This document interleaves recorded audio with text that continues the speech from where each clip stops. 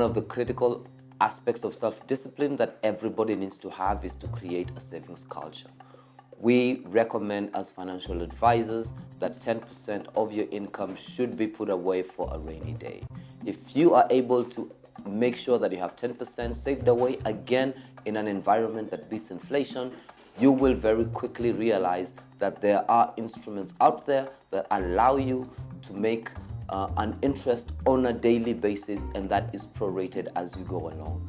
Savings for the sake of savings is not exactly what we advocate for. You should always have a target. You should always have a plan. What are you saving for? Are you saving for your 3 to 6 months contingency plan?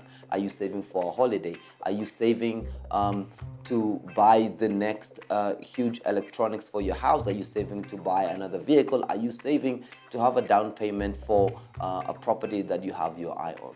Saving is one of the best ways to instill financial discipline, which is critical to your financial wellness and your financial planning process. Again, within the same breath, you can use the same savings vehicle to achieve more than one objective. And by that, we mean if you have any excess liquidity, how have you deployed it?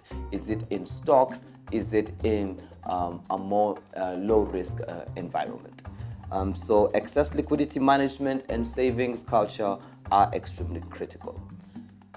You work extremely hard to accumulate the stuff, for instance, that you have. You have worked extremely hard to purchase a house. Why not protect it? Domestic insurance packages are extremely important, and they are extremely cheap to have. Why invest all your money on those flat screen TVs? Why invest all your money on all those fancy gadgets that you have in your house if you have not protected them? You might think to yourself that you live in an extremely safe environment. But remember, insurance on anything is not about if, but when things happen. Will you be left at the same point that you were at? So it is critical for you to think of having a domestic package.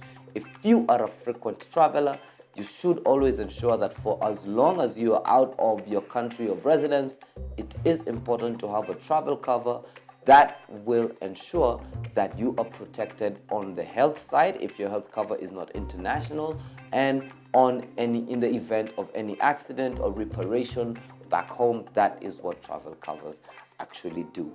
I will want to speak on one last point, which is the natural conclusion of any financial planning process, and that is estate planning. A lot of times we have seen in media about families going into wrangles simply because the principal breadwinner or the principal person who was earning an income for the household has not left a plan on distribution of his wealth. Financial planning covers you on the 3 major phases of your life. The first 25 years of your life, you are dependent on somebody else and not economically productive. The next 25 years of your life are spent working.